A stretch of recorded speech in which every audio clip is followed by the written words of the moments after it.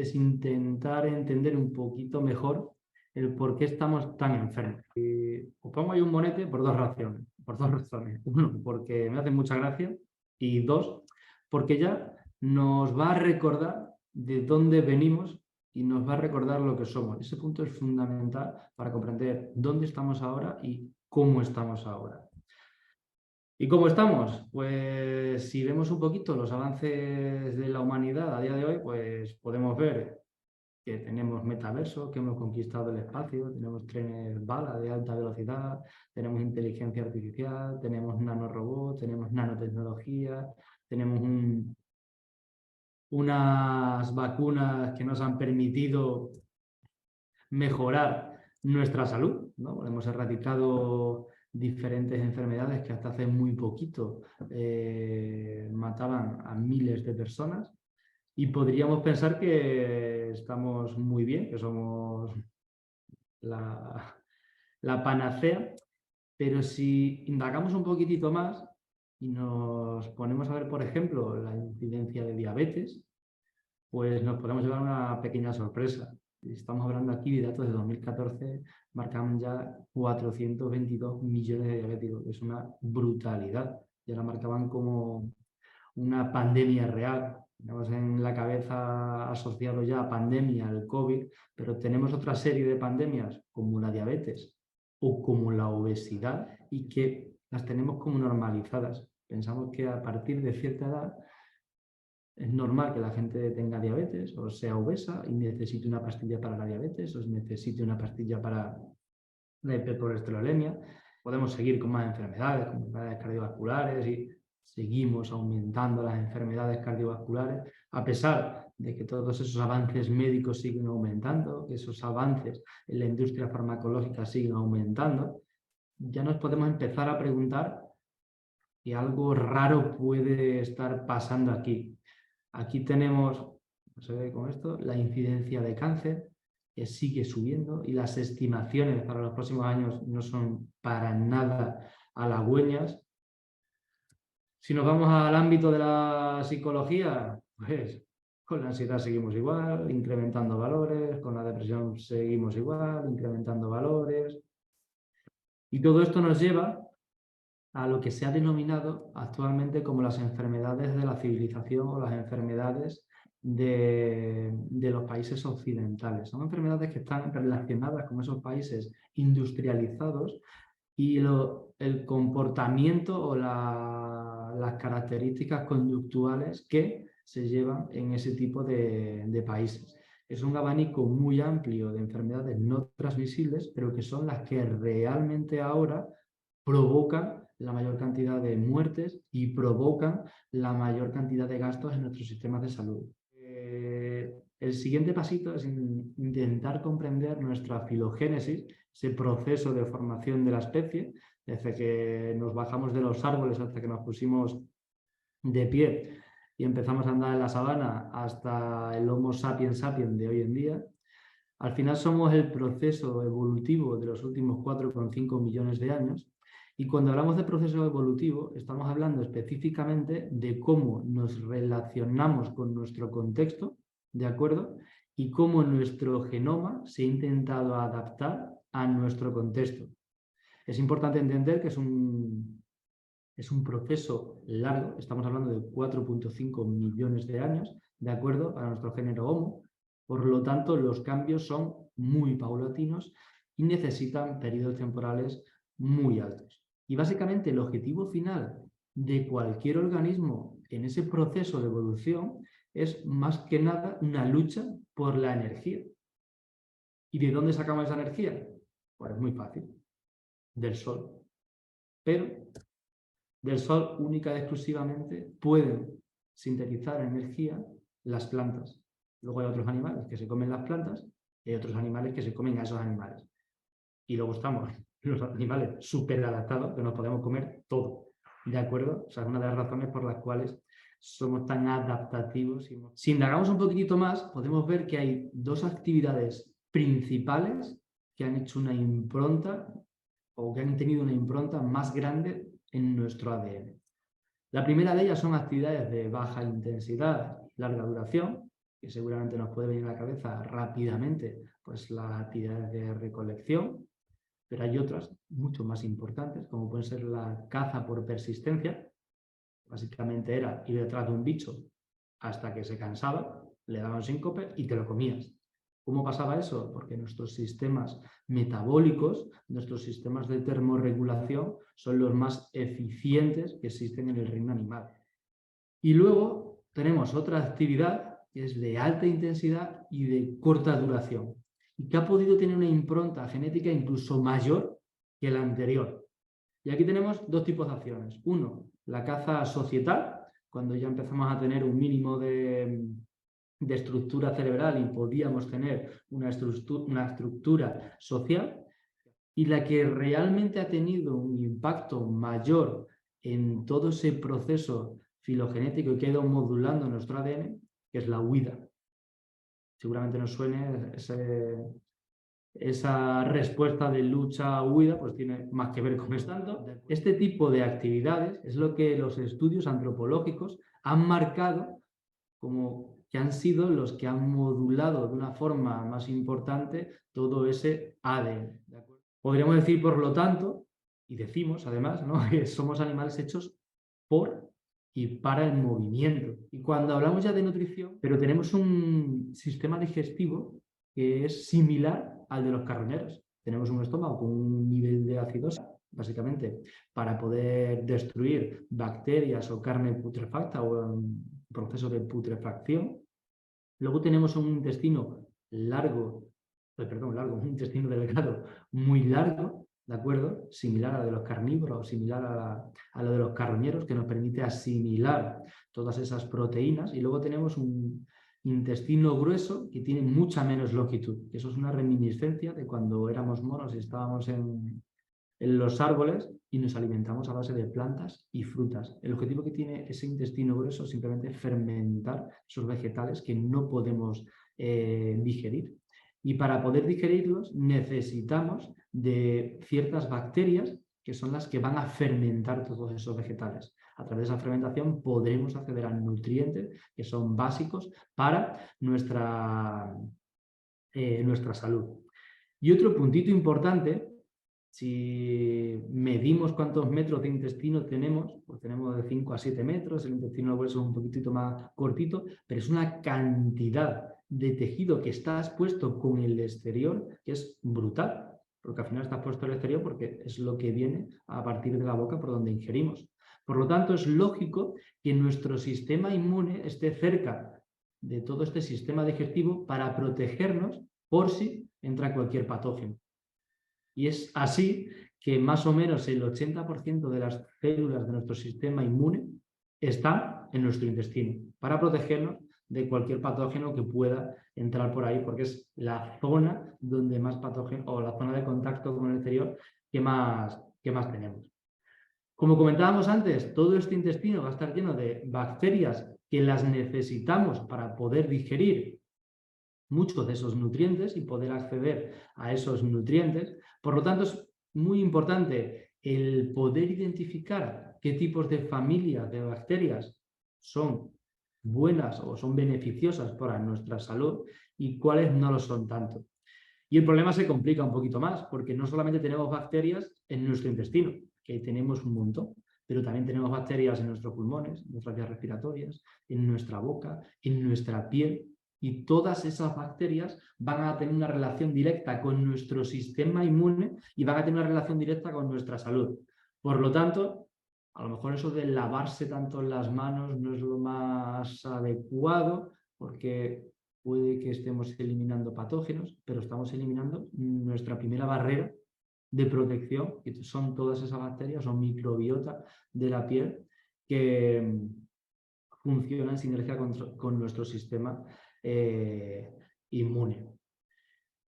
Si nos centramos en la microbiota, esas bacterias que se denominan microbiota que tenemos en nuestro intestino, más que nada porque es donde más tenemos y y las necesitamos para poder acceder a esos nutrientes que son necesarios para nuestro funcionamiento normal, pues podemos ver, por ejemplo, que esa microbiota de nuestro intestino va a ser básica para la producción de muchos neurotransmisores que son básicos para el buen funcionamiento de nuestro cerebro.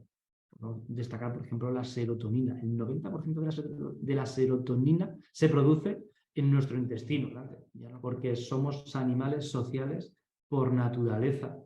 Lo que nos ha permitido bajar de los árboles, colonizar prácticamente todo el mundo, ha sido esa capacidad de formar grupos, ¿de acuerdo? Que obviamente están en relación con la capacidad craneal. Esa capacidad craneal tiene que ver con lo que comíamos. Omega 3, por ejemplo, que es el principal ácido graso de nuestro cerebro, pues nos permitió aumentar ese tamaño cerebral y obviamente como eso es más fácil que la capacidad social o de relaciones sociales sea mucho más grande porque puedes procesar muchísima más información. Que existe una disonancia evolutiva, es decir, que el contexto para el cual se ha desarrollado nuestro organismo no tiene nada que ver con el que tenemos actualmente. Y eso es una de las causas de todas esas enfermedades de la civilización que estábamos marcando antes. Quiero centrarme principalmente en el que nos importa a nosotros para poder explicar todo el tema este de las enfermedades, y es la respuesta inflamatoria. Ahora bien, esa inflamación que es tan buena y necesaria para resolver cualquier evento con patógenos o cualquier evento traumático, ¿de acuerdo? Cuando intentamos comprenderla bien cómo funciona, pues podemos ver que va a llevar asociada siempre una activación del sistema nervioso autonómico simpático, que es el sistema estresante que nos prepara para cualquier actividad o la que pone en alerta a nuestro cuerpo. ¿Qué? Va a tener asociado también cambios a nivel conductual. Esto se ha puesto de manifiesto hace nada, ¿de acuerdo? ¿Y por qué esos cambios a nivel conductual? ¿Por qué esa conducta depresiva? Pues imaginaros que no estamos ahora mismo en el 2022, que estamos hace 10.000 o 100.000 años, que estás viviendo en mitad del monte, ¿de acuerdo? Y te has caído y te has roto la pierna. ¿Bien? ¿Qué es lo que necesita tu organismo? Que toda la energía del organismo vaya a esa zona para que se recupere lo antes posible, porque si no, esas conductas depresivas, que lo que hacen es no tener ganas de moverme, no tener ganas de nada más que de estar tumbado, literalmente esa sería la palabra, lo que ayuda a uno es, al estar tumbado, a que la circulación sea mucho más fácil de llegar y que no se gaste ningún tipo de energía, así toda la energía de nuestro organismo pueda ir a mi sistema inmune y se puede resolver antes esa inflamación y ese daño que tenemos. Pero es que junto con esa inflamación y esa conducta depresiva, vamos a tener también cambios a nivel metabólico y se va a activar una respuesta de resistencia a la insulina, un mecanismo que permite que más energía llegue a mi sistema inmune. ¿Cómo es eso? Los principales órganos insulinodependientes son los músculos, ¿de acuerdo? El músculo, que es el que más glucosa puede consumir. Si yo activo una resistencia a la insulina, mi músculo no va a poder captar la glucosa. Y esa glucosa, energía, al fin y al cabo, va a poder ir a mi sistema inmune que la va a necesitar para resolver lo antes posible esa inflamación y resolver ese traumatismo o esa infección. Por lo tanto, al final, estas respuestas son súper adaptativas en ese contexto que decíamos, que estoy fuera en el campo y estoy rodeado de amenazas, que necesito que ese evento traumático o esa infección se resuelva lo antes posible. Ahora mismo, donde vamos a ver que esa inflamación se va a activar por otro tipo de vías, pues esa respuesta, esa activación del sistema simpático, la conducta depresiva, la asistencia a la insulina, pues no van a hacer más que enfermarnos debido a que se cronifica. Al final la inflamación es una respuesta aguda muy eficiente. La inflamación empieza a ser mala cuando se cronifica y ya se empiezan a cronificar estos cambios metabólicos o estos cambios a nivel comportamental. Que el 80% de nuestro sistema inmune estaba en el intestino. Si abrimos nuestro intestino, tendremos en torno a los 200 metros cuadrados, que es casi un campo de tenis. Y por si acaso, cada vez que comemos va a producir una endotoxemia relacionada con la alimentación. ¿Qué significa endotoxemia? Que va a activar una pequeña inflamación por si en alguno de los alimentos que tomamos viene alguna bacteria y es patógena. Aparte hay que tener en cuenta que el intestino es una superficie permeable, ¿de acuerdo? En esas pequeñas uniones, son pequeñitas, pero necesita que sea permeable para que pasen los nutrientes. Pero hay cierto tipo de alimentos, sobre todo con los que no hemos tenido mucha relación en nuestra evolución, como por ejemplo el azúcar, más si es refinada, como por ejemplo los cereales. Al final llevamos comiendo cereales entre 6 y 9.000 años. Recordamos que tenemos 4.5 millones de años de evolución. 6.000, 9.000 años no es tiempo evolutivo. Por lo tanto, nuestro sistema inmune, como no ha estado expuesto un largo periodo de tiempo a ese tipo de alimentos, aparte de esa endotoxemia alimentaria que la va a hacer porque entra alimento en nuestro intestino, va a activar procesos de inflamación porque lo identifica como un patógeno. Por lo tanto, no es ya que el gluten, por ejemplo, me inflame, es que el cereal en sí me inflama. Este sistema inmune, obviamente, es muy clave. No nos levantamos. Eso ya es un problema. Decíamos, somos animales hechos por y para el movimiento. Hay que recordar, bueno, lo veremos un poquito más adelante, que nuestro músculo es un órgano endocrino, es decir, que libera sustancias que tienen efecto en otros sistemas de nuestro organismo. Si no nos movemos, no tenemos esa liberación de sustancias y pueden empezar a fallar otros mecanismos. Como decíamos antes, comemos mierda, porque no se puede llamar comida. Disculpadme la palabra, pero quiero ser rotundo en la afirmación. Eso inflama. Eso lo único que hace es activar a nuestro sistema inmune que está en nuestro intestino. Los niveles de sobrepeso y obesidad, como ya al principio, siguen creciendo. También la grasa también es un órgano en sí porque tiene funciones endocrinas y paracrinas. Y lo que produce son citoquinas o proteínas que van a tener una función proinflamatoria, es decir, que van a acentuar más la inflamación que tenemos. Por lo tanto, van a acentuar más toda esa sintomatología que marcábamos antes. A nivel societal, las relaciones, como decíamos antes, cada vez son más online, no hay ese contacto físico, ¿de acuerdo? Por lo tanto, le estamos dando un estresor más a nuestro cerebro, que piensa que no estamos en ese ambiente societal y lo identifica como una amenaza. ¿Por qué? Pues porque necesitamos el grupo para sobrevivir. Lo hemos necesitado para subir hasta hace 3 días, evolutivamente hablando. No nos exponemos al sol, por lo tanto, la maduración de nuestras celulitas del sistema inmune la estamos comprometiendo. Tenemos una disrupción de ciclos circadianos, por lo tanto, nuestro sistema inmune ni descansa ni tenemos esos periodos de recuperación nocturna. Y como no, como decíamos antes, un poquito de contaminación que lo que hace es acentuar aún más esa hiperactivación de nuestro sistema inmune. Por lo tanto, lo que podemos ver es que ese sistema inmune tan altamente adaptado a ese contexto evolutivo que nos ha permitido sobrevivir, hoy en día, con el contexto actual, es la base de las patologías que podemos denominar como enfermedades de la civilización. Por lo tanto, lo que nos ha permitido la supervivencia es lo que nos está matando ahora mismo. Porque nosotros como humanos hemos cambiado completamente nuestro contexto en el contexto con el cual nos estamos relacionando y vivimos. ¿Y qué hacemos al respecto? Pues intentamos aplicar un paradigma médico muy tradicional, que hace 500 años funcionaba muy bien porque la gente moría por falta de higiene, porque se contagiaba con una bacteria o con un virus. Y ese paradigma de identificar un patógeno y desarrollar un medicamento que mate a ese patógeno funciona muy bien cuando el mecanismo es ese. Pero ahora no hay ningún patógeno que cree el cáncer. Bueno, hay algunos virus que podrían ser la causa de un 2-3% de los cánceres, pero bueno, no hay ningún virus que te provoque una dislipemia, no hay ninguna bacteria que te provoque una hipertensión.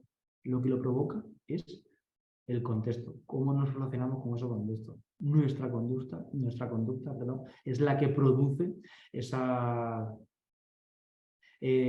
enfermedades. Y lo que estamos haciendo es un tratamiento sintomatológico en base a ese paradigma médico tradicional que tenemos, porque el síntoma se asocia a ese bichito que causa la enfermedad, y al final lo que estamos haciendo es cronificar las enfermedades, pero no las estamos curando.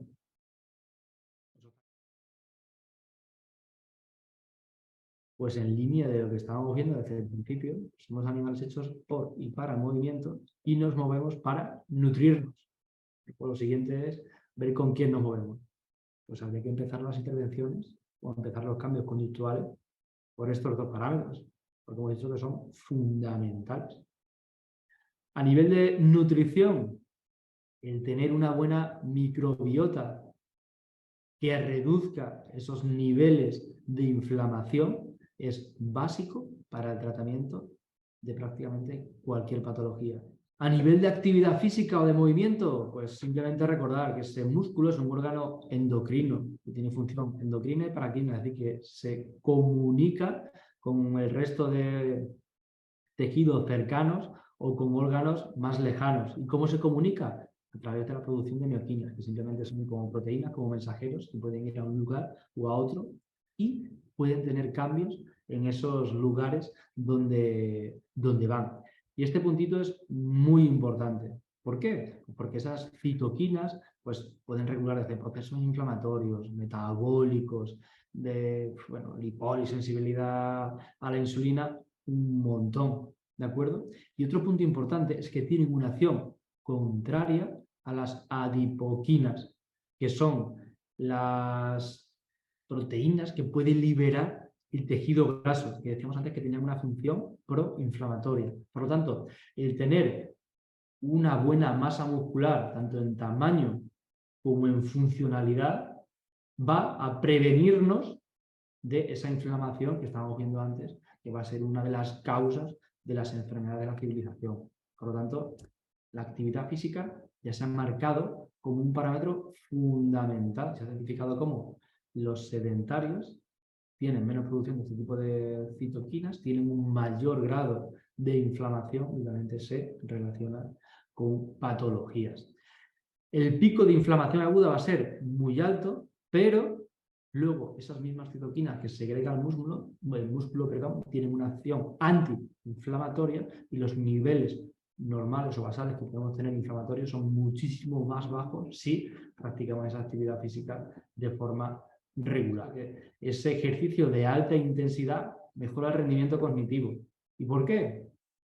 Pues básicamente porque ese ejercicio va a producir un aumento del principal factor neurotrófico que tenemos, que es la BDNF, factor neurotrófico derivado del cerebro. Ejercicio mejora cognición, aprendizaje, memoria, neuroplasticidad. Incluso podemos aumentar el tamaño de ciertas regiones cerebrales como el hipocampo, simplemente aplicando actividad física. Ya se ha visto que las personas que más actividad física y más intensa la hacen tienen menor riesgo de enfermedades neurodegenerativas. Se ve que las mayores pérdidas de masa muscular provocan las mayores pérdidas de rendimiento cognitivo. Que a nivel tecnológico hemos avanzado mucho, pero lo hemos hecho de espaldas a nuestra biología. Y eso nos ha llevado a que seamos dependientes de pastillitas para simplemente mantener nuestra vida, no tener una buena calidad de vida. Por lo tanto, ¿qué es lo que deberíamos o lo que propondríamos que deberíamos hacer? Pues a lo mejor mirar atrás, comprender de dónde venimos y a partir de ahí empezar a cambiar nuestro contexto y la forma en la que nos relacionamos con nuestro contexto. Como decíamos antes, lo que más impronta filogenética tiene es la intensidad. Y los ejercicios que más adaptaciones consiguen en menor tiempo, es decir, son más eficientes, son, por ejemplo, los entrenamientos intervalos de alta intensidad. Por eso, las adaptaciones se ve que son mucho más eficientes que si utilizamos entrenamientos más largos de menor intensidad. Eso no quiere decir que no funcionen. Si hacemos entrenamientos largos de baja intensidad, funcionan. Lo único que el HIIT o la alta intensidad es mucho más eficiente. Para que te hagas una idea, ese entrenamiento de larga duración realmente tendrías que simular esos contextos de caza por persistencia o recolección. Y los estudios antropológicos marcan que estamos hablando de medias de actividad de 8 horas diarias. ¿Quiere decir eso que tengo que hacer 8 horas para mejorar? Pues si nunca has hecho nada, con que te muevas, da igual lo que hagas, vas a mejorar, pero muévete, ¿de acuerdo? En cuanto tengas un mínimo de condición, intenta empezar a hacer intensidad. Ese sería el target. 1, muévete, vuelve a ser humano. Y 2, mete intensidad para darle esos targets a tu ADN, que son con los que mejor responde.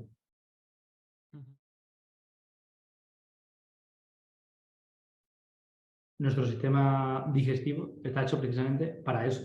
Estamos hechos para comer una vez al día o una vez cada 2 días.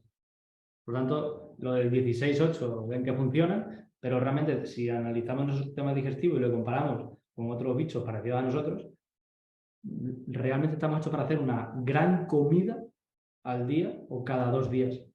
Por eso nuestro estómago tiene un nivel de acidosis brutal. Ese hipoclorito te deshace cualquier cosa y está hecho para eso, para que si ves un cadáver te infles a comer, porque eso era lo que no solía pasar. Por lo tanto, te hinchabas a comer y luego podías estar tranquilamente 1 o 2 días sin volver a probar bocado, comiendo 4 ramitas o 4 hierbas, no habría ningún problema.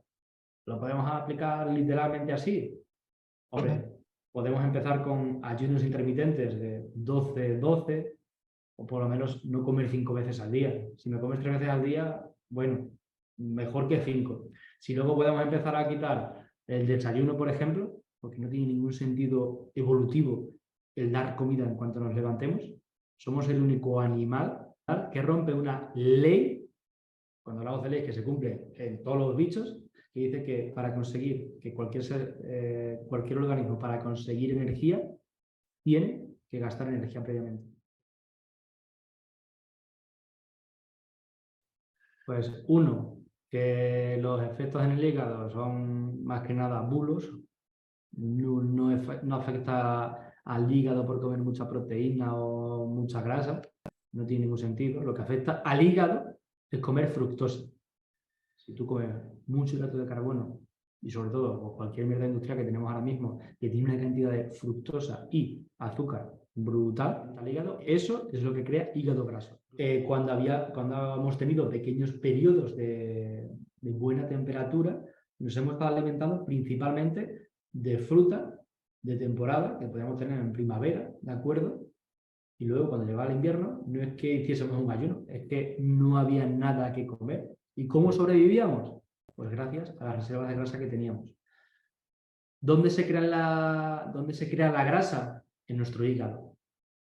¿Cómo puedes crear grasa si no comes grasa? Pues de la fructosa. ¿Qué es lo que comían esos monos? Fruta. ¿Qué tiene la fruta? Fructosa. Pues hemos desarrollado mecanismos a nivel metabólico en los cuales convertimos esa fructosa en triglicéridos. ¿De acuerdo? Y se almacena. Pero ese almacén es lo que nos permitía sobrevivir en invierno. ¿Qué es lo que pasa? Claro, al final tenías un acceso a la fructosa en un corto periodo de tiempo durante el año. Ahora, ¿cuándo tenemos acceso a la fructosa? Por la mañana porque me como unos cereales, o un bollo, o un colacao. A media mañana porque me como unas galletitas, o unas tostadas de arroz, de cualquier cosa de esas. Una pieza de fruta. También la cantidad de azúcar que tiene ahora mismo es bastante mayor que la que tenía hasta hace unos poquitos años. ¿Cómo? Con pan. Luego a meterle fruta o algún yogur azucarado. Por la tarde, algún dulce para la merienda. Y por la noche, otro poquito más de pan, de fruta o yogur azucarado o cualquier dulce para cerrar. Porque hay que comerse un pastelito porque así hay que cerrar las comidas. Al final estamos comiendo fructosa 24/7. Antes tenías acceso durante 2 o 3 meses y para eso se cumplía ese almacenamiento de triglicéridos. ahora le estás dando fructosa todos los días y no todos los días. Es que cada 4 horas le estás dando fructosa. ¿Y qué es lo que estás creando? Triglicéridos, es decir, grasa. Por lo tanto, dieta cetogénica sin ningún tipo de problema. Ahora bien, aplicarla racionalmente. ¿Bien? ¿Qué quiere decir eso? Nosotros entramos en cetosis principalmente en el frío. Ahora es un buen momento para empezar a eliminar carbohidratos y tener cetosis. ¿En verano haría dieta cetogénica? ¿O en primavera haría dieta cetogénica? Podría hacer una low carb, bajos carbohidratos, porque sí tiene sentido evolutivo, pero sí comería frutas y comería más vegetales, no me centraría en que sea cetogénica, porque ese era el momento evolutivo en el cual realmente teníamos acceso a esos carbohidratos. Y nos permite no tener una inflexibilidad metabólica. Ahora mismo tenemos inflexibilidad metabólica principalmente con las grasas, porque tenemos un consumo de hidratos de carbono principalmente de azúcares y refinados súper alto, que hace que nuestra mitocondria pierda su función de oxidar grasas. Puede pasar lo mismo. Si solo comemos grasas, luego vamos a ser menos eficientes en poder hacer la glucólisis de esa glucosa. Al final lo que nos ha permitido la supervivencia es esa adaptabilidad, esa variabilidad en los diferentes contextos que hemos tenido. Por lo tanto, ahora sí te recomendaría empezar dieta cetogénica y en invierno, cuando más frío haga, pues que sea más estricta, pero luego cuando viene el calor y empieza a haber más vegetales de temporada o frutas de temporada, pues que las incluyas sin ningún tipo de problema.